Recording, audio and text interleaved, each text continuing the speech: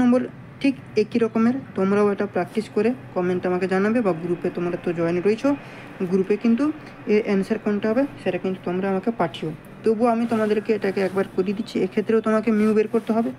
কি বলছে দেখো, a bar of 40 millimetre diameter and 400 millimetre length is subjected to an axial load of 100 kilonewton if elongate by 0.150 millimeter and the diameter decrease by 0.005, what is the Poisson ratio of the material is bar?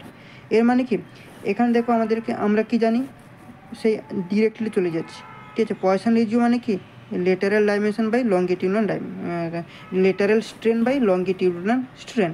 তাহলে lateral strain is equal to আমরা কি জানি, change in dia by original dia, আর তোমার longitudinal strain is equal to কি, change in length, তাই তো, তোমার change in length by original length.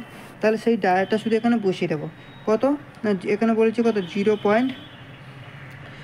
তোমার 0.005 বাই 40 এই যে বলে দিচ্ছে বাই 40 বাই আমরা কী করবো 0.150 বাই 400।